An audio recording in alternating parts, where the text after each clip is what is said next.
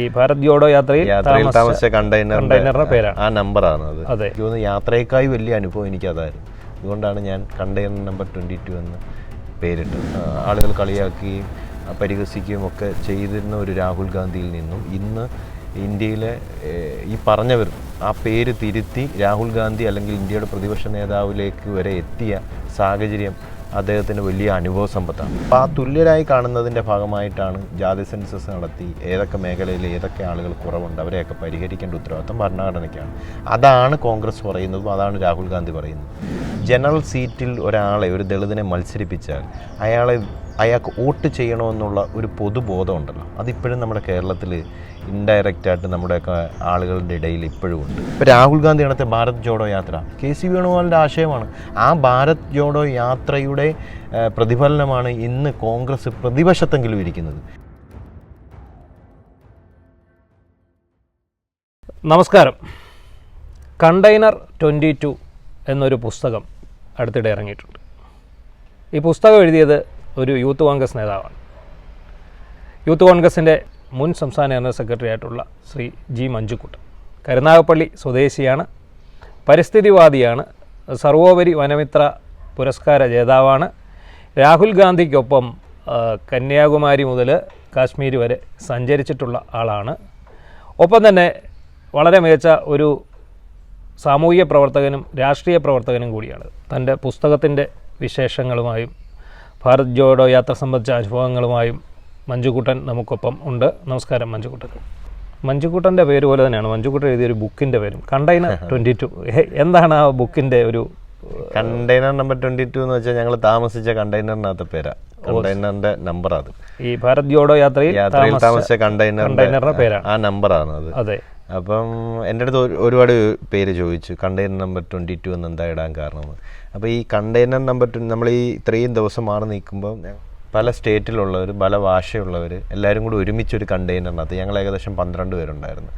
അപ്പം അതൊരു വലിയ ജീവിതാനുഭവം. ഞങ്ങൾക്ക് ആർക്കും പരസ്പരം ഭാഷ അറിയത്തില്ല, ഞങ്ങൾ പരസ്പരം അറിയത്തില്ല. അങ്ങനെ ഇത്രയും ദിവസം ഏകദേശം 6 മാസക്കാലം ഞങ്ങൾ ഒരുമിച്ച് താമസിച്ചു. അപ്പോൾ അതൊരു വലിയ അനുഭവം ആയതുകൊണ്ട് എനിക്ക് തോന്നുന്നു യാത്രയേക്കായി വലിയ അനുഭവം എനിക്കതായിരുന്നു. അതുകൊണ്ടാണ് ഞാൻ കണ്ടെയ്നർ നമ്പർ 22 എന്ന് പേരിട്ടത്. രാഹുൽ ഗാന്ധിക്കൊപ്പം യാത്ര തുടങ്ങിയിടം തൊട്ട് അവസാനിച്ചിടം വരെ ഉണ്ടായിരുന്നു. അപ്പോൾ ശരിക്കും ആ ഒരു വ്യക്തിത്വത്തെ, അദ്ദേഹത്തെ എങ്ങനെ വിലയിരുത്തുന്നു? അദ്ദേഹത്തെ ശരിക്കും ഇവിടുത്തെ മറ്റ് പാർട്ടിക്കാർ അദ്ദേഹത്തെ വളരെ കളിയാക്കുന്ന ഒരു സമീപനമാണ് സ്വീകരിക്കുന്നത്. അദ്ദേഹത്തിൻ്റെ രാഷ്ട്രീയം പോലും ഒരു കോമഡിയാക്കി മാറ്റുന്ന തരത്തിലായിരുന്നു ഇവിടെയുള്ള ട്രോളുകളെല്ലാം നമ്മൾ കണ്ടിട്ടുണ്ടല്ലോ. അപ്പോൾ താങ്കൾ നേരിട്ട് ഈ ഭാരത് ജോഡോ യാത്രയിൽ തുടക്കം മുതൽ ഒടുക്കം വരെ പങ്കെടുത്തയാളാണ്.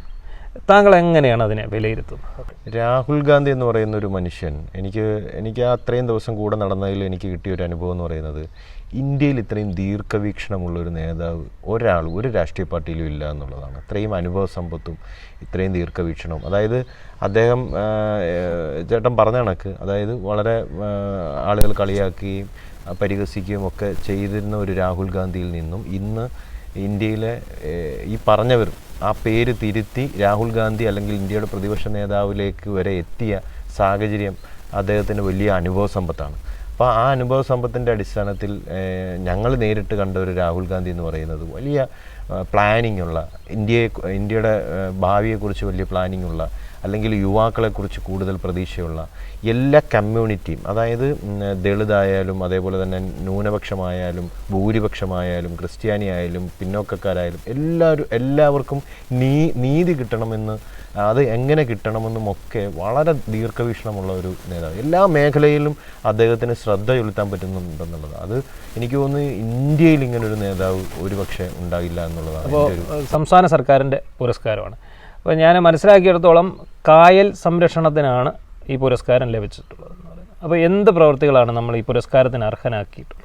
നമ്മുടെ വീടിനോട് ചേർന്ന് വളരെ കുട്ടിക്കാലം തൊട്ട് ഞാൻ കളിച്ചു വളർന്ന കായലാണ്. ഞാൻ കുളിച്ചിട്ടുണ്ട് അവിടെ. നമ്മൾ മറ്റ് നീന്തലും അങ്ങനെയൊക്കെ എൻ്റെ കുട്ടിക്കാലം ബാല്യം ഏറ്റവും കൂടുതൽ ചിലവാക്കിയത് ആ കായലിലാണ്.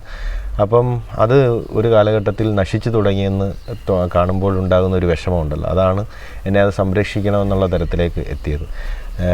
ഞാൻ അവിടുത്തെ പ്ലാസ്റ്റിക് മാലിന്യങ്ങൾ ശേഖരിക്കുകയും അതേപോലെ തന്നെ അതിൻ്റെ 4 വശം കണ്ടൽ നട്ടുപിടിപ്പിക്കുകയും അങ്ങനെ കണ്ടിന്യൂസ് ഏകദേശം ഒരു 10-12 വർഷത്തെ ഒരു പ്രോസസ്സ് ഇങ്ങനെ നടത്തിക്കൊണ്ട് അവർ ചെറുപ്പക്കാരെയും എല്ലാം സംഘടിപ്പിച്ചുകൊണ്ടാണ് ഇത്തരത്തിലുള്ള പ്രോസസ്സ് നടപ്പിലാക്കിയത്.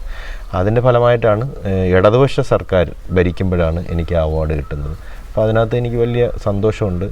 അതിൻ്റെ പ്രവർത്തനങ്ങൾ ഇപ്പോഴും കണ്ടിന്യൂ ചെയ്ത് മുമ്പോട്ട് പോകുന്നു. രാഷ്ട്രീയവും സാമൂഹിക പ്രവർത്തനവും ഒരേ രീതിയിൽ മുന്നോട്ട് കൊണ്ടുപോവുകയാണ് ചെയ്യുന്നത്.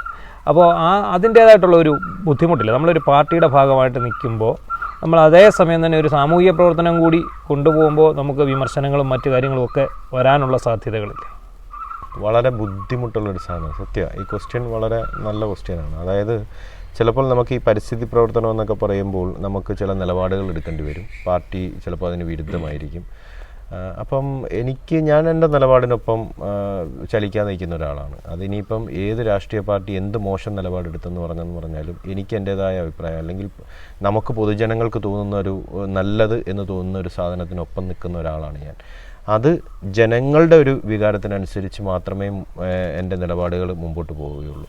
അത് ഏത് വിഷയത്തിലാണ്, അത് പരിസ്ഥിതി വിഷയത്തിൽ മാത്രമല്ല മറ്റേത് വിഷയത്തിലായാലും ജനങ്ങൾക്ക് ദോഷം ചെയ്യുന്ന എന്ത് നിലപാടിനൊപ്പം നിൽക്കാൻ ഞാൻ തയ്യാറല്ല എന്നുള്ളതാണ്. അതിനി പാർട്ടി എതിർത്താലും ആരെതിർത്താലും ആ നിലപാടിനൊപ്പം തന്നെ നല്ല രാഷ്ട്രീയത്തിന് അല്ലെങ്കിൽ നല്ല തീരുമാനങ്ങൾക്കൊപ്പം നിൽക്കുക എന്നുള്ളതേ ഉള്ളൂ. അതിന് ഒരുപാട് ബുദ്ധിമുട്ടുകൾ നേരിട്ടിട്ടുണ്ട്. പക്ഷെ അതിനെയൊക്കെ നമ്മൾ ആദ്യം PT തോമസ് പറയുന്ന കണക്ക് നമ്മൾ ആദ്യം അതിനെ വിമർശനമൊക്കെ നേരിടും. പക്ഷെ പിന്നീട് ഒരു കാലത്ത് നല്ല അഭിപ്രായങ്ങളും അല്ലെങ്കിൽ സമൂഹം അതിനെ നല്ലതായി വിലയിരുത്തുമെന്ന് പ്രതീക്ഷിക്കുന്ന ഒരാളാണ് ഞാൻ. ഈ ചെറുപ്പക്കാർ പൊതുവെ രാഷ്ട്രീയത്തിലേക്ക് വരാൻ വിമുഖത കാണിക്കുന്ന ഒരു കാലഘട്ടമാണ് നമ്മുടേത്. അപ്പോൾ ഈ വളർന്നു വരുന്ന തലമുറയ്ക്ക് രാഷ്ട്രീയ വിമുഖത ഉണ്ടാകുന്നതിനെക്കുറിച്ചുള്ള ഒരു അഭിപ്രായം. പുതിയ ജനറേഷൻ രാഷ്ട്രീയത്തോട് വളരെ വലിയ അസഹിഷ്ണുത കാണിക്കുന്ന ഒരു ജനറേഷനാണ്. അതിന് കാരണക്കാർ ഒരുപക്ഷെ നമ്മൾ തന്നെ ആയിരിക്കാം. കാരണം നമ്മൾ ചില കാലഘട്ടത്തിൽ കാണിച്ച രാഷ്ട്രീയത്തിലെ അഴിമതികളും അതേപോലെ തന്നെ അത്തരത്തിലുള്ള സ്വജനപക്ഷപാതവും ഒക്കെ ആയിരിക്കാം പുതിയ ചെറുപ്പക്കാർക്ക് രാഷ്ട്രീയത്തിൽ നിന്നും മാറ്റി നിർത്തപ്പെടുന്ന ഒരു സംവിധാനം നിലവിലുണ്ട്. അത് യഥാർത്ഥത്തിൽ എനിക്ക് തോന്നുന്നു പുതിയ കാല രാഷ്ട്രീയത്തിൽ, പക്ഷേ അവർ അഭിപ്രായം പറയുന്നുണ്ട്, അവരുടെ അഭിപ്രായങ്ങൾ പറയുന്നുണ്ട് പരിസ്ഥിതി വിഷയത്തിലായാലും അതേപോലെ തന്നെ ജെൻഡർ വിഷയങ്ങളിലായാലും മറ്റ് ജാതി മതം എല്ലാ വിഷയങ്ങളിലും അവർക്ക് അഭിപ്രായങ്ങളുണ്ട്. അഭിപ്രായമില്ലാത്ത ജനറേഷനൊന്നുമല്ല. പക്ഷേ അവർ രാഷ്ട്രീയത്തിലേക്ക് വരാത്തത് ഇതാണ് കാരണം അഴിമതി അവർക്ക് ഒട്ടും ഇഷ്ടപ്പെടുന്ന ഒരു മേഖലയല്ല. അതുപോലെ തന്നെ നമ്മൾ രാഷ്ട്രീയക്കാർ എന്ത് ചെയ്യുന്നു അല്ലെങ്കിൽ പറയുന്നത് ചെയ്യുന്നില്ല എന്നുള്ള ഒരു പ്രതിഷേധം അവർക്കുണ്ട്. അവരുടെ കാര്യങ്ങൾ നടക്കുന്നില്ല. അത് ജനറേഷൻ ഗ്യാപ്പാണ്. അതായത് നിലവിലെ രാഷ്ട്രീയത്തിൽ നിൽക്കുന്ന എല്ലാ ആൾക്കാരും ഏകദേശം ഒരു 90 കാലഘട്ടം വരെയുള്ള ആൾക്കാരാണ്. അവരുടെ ഒരു മൈൻഡ് സെറ്റ് അല്ല പുതിയ ജനറേഷനുള്ളത്. അപ്പോൾ പുതിയ ജനറേഷൻ അവർക്ക് പുതിയ കാഴ്ചപ്പാടുകളുണ്ട്. അവർ ഈ യുഗത്തിൽ ജീവിക്കുന്നവരാണ്. അവരുടെ ഡ്രസ്സിൽ പോലും അവരെന്ത് ധരിക്കണമെന്നും അവർ എന്ത് ഭക്ഷണം കഴിക്കണമെന്നും ഒക്കെ അവർക്ക് നല്ല രാഷ്ട്രീയ ബോധമുള്ളവരും നല്ല ചിന്താശേഷിയുള്ളവരാണ്. ഇന്ത്യയിലുടനീളം ഇപ്പോൾ ചർച്ച ചെയ്തുകൊണ്ടിരിക്കുന്ന ഒരു വിഷയമാണ് ജാതി സെൻസസ്. ഈ ജാതി സെൻസസ് സംബന്ധിച്ച് രാഷ്ട്രീയ പാർട്ടികൾക്കും സമുദായ സംഘടനകൾക്കും എല്ലാം അവരുടേതായിട്ടുള്ള അഭിപ്രായങ്ങൾ മുന്നോട്ട് വരുന്നുണ്ട്. ഇപ്പം ഒരു പിന്നോക്ക സമുദായത്തിൽ നിന്നുള്ള ആൾ എന്നുള്ള നിലയിൽ ജാതി സെൻസസിനെ കുറിച്ച് താങ്കൾ എന്താണ്? ജാതി സെൻസസ് ഇന്ത്യയിൽ നടപ്പിലാക്കണമെന്ന് പറഞ്ഞ ആദ്യ രാഷ്ട്രീയ പാർട്ടി ഒരുപക്ഷെ കോൺഗ്രസ് പാർട്ടി ആയിരിക്കാം. കോൺഗ്രസ് പാർട്ടിയിൽ തന്നെ രാഹുൽ ഗാന്ധി ആയിരിക്കാം അത് ഇന്ത്യ ഒട്ടാകെ ഒരു ചർച്ചാ വിഷയമാക്കിയെടുത്തത്. അതിൻ്റെ അടിസ്ഥാനത്തിൽ ബീഹാറും കർണാടകയും ഒക്കെ ജാതി സെൻസസിനുള്ള പ്രോസസ്സുകൾ തുടങ്ങിയിട്ടുണ്ട്. ബീഹാറിൽ എനിക്ക് തോന്നുന്നു പൂർത്തീകരിച്ചിട്ടുണ്ട്.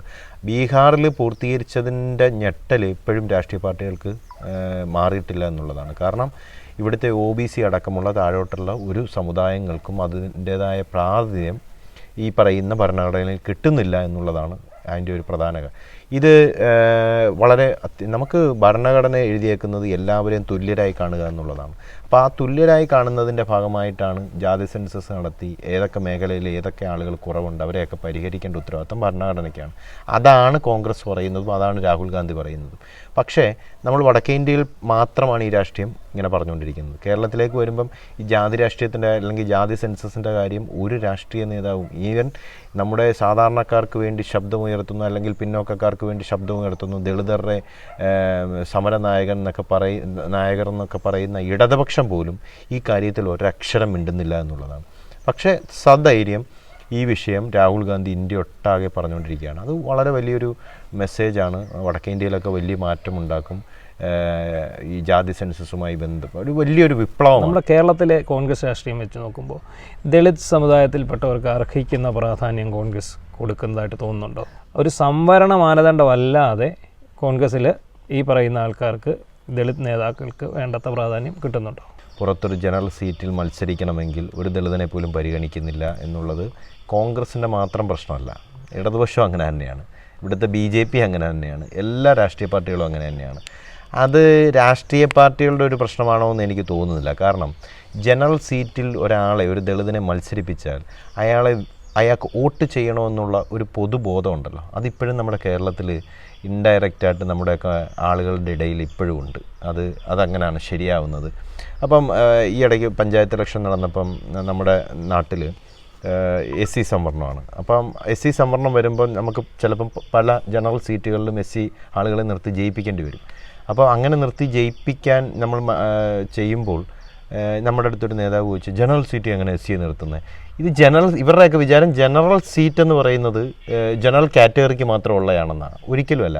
ജനറൽ സീറ്റ് എന്ന് പറയുന്നത് SC അടക്കം എല്ലാവർക്കും മത്സരിക്കാൻ പറ്റുന്ന സീറ്റാണ്. അതാണ് ജനറൽ എന്ന് ഉദ്ദേശിക്കുന്നത്. എല്ലാവർക്കും മത്സരിക്കാം.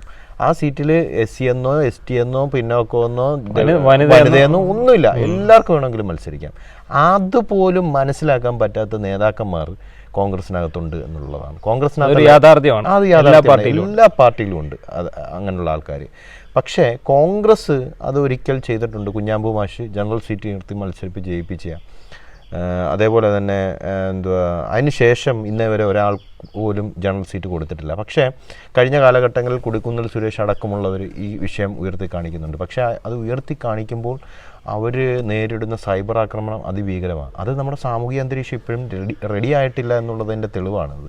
അപ്പം അത് രാഷ്ട്രീയ പാർട്ടിയെ സംബന്ധിച്ചിടത്തോളം അവർ ജയത്തിന് മാത്രമേ പ്രാധാന്യം കൊടുക്കത്തുള്ളൂ, അല്ലാതെ ഒരു വിപ്ലവത്തിനോ അല്ലെങ്കിൽ വലിയൊരു ഇതിനൊന്നും അവർ പ്രാധാന്യം കൊടുക്കത്തില്ല. വിപ്ലവം വാചകമടിയല്ലേ ഉള്ളൂ. അപ്പം നമ്മളൊരു ജനറൽ സീറ്റ് ഒരാളെ കൊണ്ടുവയ്ക്കുമ്പോൾ അവിടെ ഈ പറയുന്ന കണക്ക് കമ്മ്യൂണിറ്റി ഇപ്പം നമ്മൾ ഇനി എന്തൊക്കെ പറഞ്ഞെന്ന് പറഞ്ഞാൽ ഇടതുപക്ഷവും ഇപ്പം SNDP ഭൂരിപക്ഷ മേഖലകളിൽ ഒരു SNDPക്കാരനല്ലാതെ ഇടതുപക്ഷം വേറൊരാൾക്ക് സീറ്റ് കൊടുക്കത്തില്ലല്ലോ. നമ്മളിനി എന്തൊക്കെ വിപ്ലവം പറഞ്ഞെന്ന് പറഞ്ഞാൽ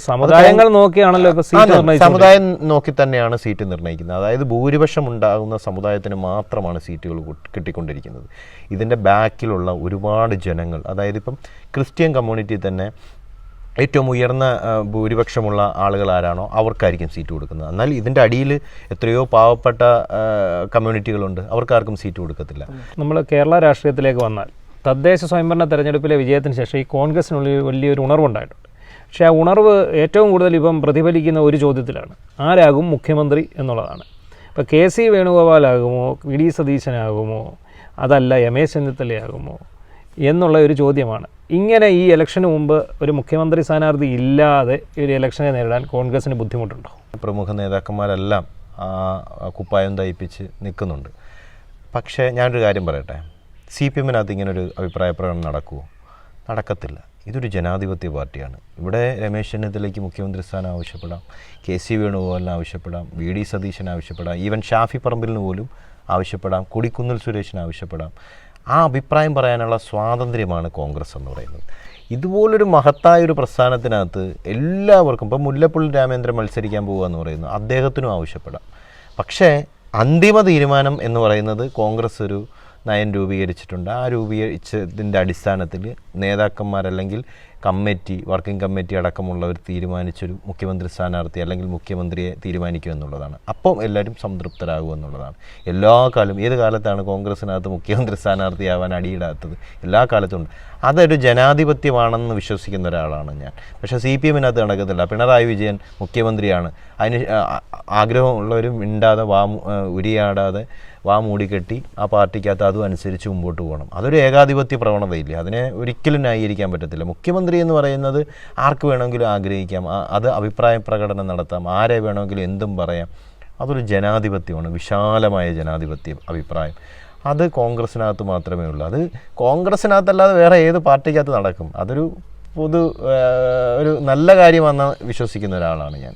ഈ KC വേണുഗോപാൽ കേരളത്തിൽ അല്ല ഇന്ത്യയിൽ മൊത്തത്തിൽ കോൺഗ്രസിനെ നശിപ്പിക്കുന്നു എന്നാണ് പൊതുവെ ഉള്ളവർ അപ്പോൾ ഒരു അഭിപ്രായം അല്ലെങ്കിൽ ഒരു ആരോപണം ഉയർന്നുകൊണ്ടിരിക്കുന്നത്. അപ്പോൾ ആ സാഹചര്യത്തിൽ അദ്ദേഹം കേരളത്തിൽ ഈ കോൺഗ്രസിനെ നശിപ്പിക്കുന്നതായിട്ടൊരു അഭിപ്രായം നിങ്ങൾക്കുണ്ടോ? ഒരിക്കലുമില്ല. ഏത് കാലത്താണ് കോൺഗ്രസിനെ KC വേണുഗോപാൽ നശിപ്പിച്ചിട്ടുള്ളത്? അതായത് ഞാനൊരു അഭിപ്രായം പറയാം, അതൊരു പേഴ്സണൽ അഭിപ്രായം. അതായത് കേരളത്തിലെ കോൺഗ്രസ്സിൽ പാർട്ടി വിരുദ്ധമായി ഒരഭിപ്രായം പറയാത്ത നേതാവാണ് കെ സി വേണുഗോപാൽ. ബാക്കി എല്ലാവരും പറഞ്ഞിട്ടുണ്ട് പാർട്ടിക്കെതിരെ, അവർക്ക് സ്ഥാനമാനങ്ങൾ കിട്ടാത്തപ്പം ഒക്കെ വൈകാരികമായി പ്രതികരിച്ചിട്ടുണ്ട്. പക്ഷേ ഈ നിമിഷം വരെ ഞാൻ വെല്ലുവിളിക്കുകയാണ്, കെ സി വേണുഗോപാൽ തനിക്കൊരു സ്ഥാനം കിട്ടിയില്ല എന്ന് പറഞ്ഞിട്ട് ഏതെങ്കിലും ഒരു മാധ്യമങ്ങളിൽ, ഏതെങ്കിലും ഒരു ഫേസ്ബുക്കുകളിൽ എന്തെങ്കിലും പ്രതികരിച്ചായിട്ട് നിങ്ങൾക്ക് തെളിയിക്കാൻ പറ്റുമോ? ഒരാൾക്കും തെളിയിക്കാൻ പറ്റത്തില്ല. കാരണം പാർട്ടിക്ക് വിരുദ്ധമായി അദ്ദേഹം ഇന്ന് വരെ നിലപാടെടുത്തിട്ടില്ല. പിന്നെ അദ്ദേഹം അഖിലേന്ത്യാ കോൺഗ്രസ് കമ്മിറ്റി ജനറൽ സെക്രട്ടറി ആയതിനു ശേഷമാണ് ഈ പാർട്ടി നശിച്ചതെന്നൊക്കെ പറയുന്നത് ചില ആൾക്കാരുടെ കോഴികൾ പറയുന്ന കാര്യങ്ങൾ. അതൊക്കെ നമ്മൾ ഒരിക്കലും അംഗീകരിക്കാൻ പറ്റത്തില്ല. അദ്ദേഹത്തിൻ്റെ കയ്യിലോട്ട് ഈ ചുമതല കിട്ടുന്ന സമയത്ത് ഈ രാജ്യത്ത് കോൺഗ്രസ് എന്ന് പറയുന്ന സംഘടന പോലും ഇല്ലായിരുന്നു. ഒന്ന് ആലോചിച്ച് നോക്കി. തകർന്ന് തരിപ്പണമായ ഒരു സിറ്റുവേഷനിലാണ് അദ്ദേഹത്തിലേക്ക് ഈ ചുമതല വന്നു ചേരുന്നത്. അവിടെ നിന്നാണ് ഇന്ന് പ്രതിപക്ഷം എന്ന് പറയുന്ന വലിയൊരു ശക്തിയിലേക്ക് കോൺഗ്രസിനെ ഉയർത്തിക്കൊണ്ടുവരാൻ കെ സി വേണുഗോപാലിൻ്റെ എഫർട്ട് വളരെ വലുതാണ്. അത് നമ്മൾ ചിന്തിക്കാത്ത എന്താ? ഇപ്പോൾ രാഹുൽ ഗാന്ധി നടത്തിയ ഭാരത് ജോഡോ യാത്ര കെ സി വേണുഗോപാലിൻ്റെ ആശയമാണ്.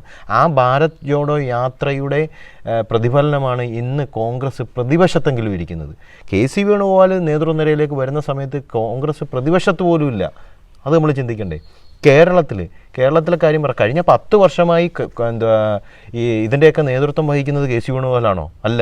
10 വർഷമായി ഈ ഭരണം മൊത്തം പോയില്ലേ? ഇപ്പോൾ നമുക്ക് 10 വർഷം ചരിത്രത്തിലാദ്യമായി 2 തവണ ഇടതുപക്ഷ സർക്കാർ അധികാരത്തിൽ വന്നില്ലേ? അത് കെ സി വേണുഗോപാൽ കാരണമാണോ? കെ സി വേണുഗോപാൽ എങ്ങനെയാണ് കേരളത്തിൻ്റെ കാര്യങ്ങൾ നോക്കുന്നത്? അപ്പം ഇത് ഉത്തരവാദിത്തം നഷ്ടപ്പെട്ടതിൻ്റെ ഫലമായിട്ടുണ്ടായതാണ്, ഈ തമ്മിത്തല്ല് നടക്കുന്നതിൻ്റെ ഫലമായിട്ടുണ്ടായതാണ്. അല്ലാതെ എല്ലാം അങ്ങ് കെ സി വേണുഗോപാലിൻ്റെ തലയിലേക്ക് കെട്ടിവെച്ച് ബാക്കിയുള്ളവർക്ക് ഇതിൻ്റെ ഉത്തരവാദിത്തം എല്ലാം ഒഴിഞ്ഞു പോകാമെന്ന് വിചാരിച്ചാൽ അത് നടക്കുന്ന കാര്യമല്ല. അപ്പോൾ എൻ്റെ ഒരു അഭിപ്രായത്തിൽ ഇന്ന് കോൺഗ്രസ്സിന് എന്തെങ്കിലും തരത്തിൽ പച്ചപ്പുണ്ടായിട്ടുണ്ടെങ്കിൽ കോൺഗ്രസ്സിനകത്ത് കെ സി വേണുഗോപാൽ എന്ന് പറയുന്ന ആ മനുഷ്യൻ്റെ എഫർട്ടും ആ മനുഷ്യൻ്റെ ഒരു കഠിനാധ്വാനത്തിൻ്റെ ഫലമായിട്ടാണ് ഇന്ന് എന്തെങ്കിലും തരത്തിലുള്ള പച്ചപ്പ് കോൺഗ്രസ്സിനകത്ത് ഉണ്ടായിട്ടുള്ളത്. കോൺഗ്രസിൻ്റെ ശക്തമായ തിരിച്ചുവരവ് നിയമസഭാ തെരഞ്ഞെടുപ്പിൽ ഉണ്ടാകും എന്ന് ഉറച്ചു വിശ്വസിക്കുന്ന ആളാണ് മഞ്ജുക്കുട്ടൻ. കാരണം ഇനി വരാൻ പോകുന്ന തെരഞ്ഞെടുപ്പിൽ അപ്രതീക്ഷിത സ്ഥാനാർത്ഥികൾ ഒരുപാടുണ്ടായേക്കാം. യുവാക്കൾക്ക് കൂടുതൽ പ്രാധാന്യം നൽകിയുള്ള ഒരു പട്ടികയാകും UDF അല്ലെങ്കിൽ കോൺഗ്രസ് അവതരിപ്പിക്കുക എന്നാണ് കരുതുന്നത്. അതിൽ മഞ്ജുക്കുട്ടനെ പോലെയുള്ള സാമൂഹിക പ്രവർത്തന പാരമ്പര്യം കൂടിയുള്ള സ്ഥാനാർത്ഥികൾ ഉണ്ടാകട്ടെ എന്ന് ആശംസിക്കുന്നു. മറുനാടൻ മലയാളിക്ക് വേണ്ടി ജി വിശാഖൻ.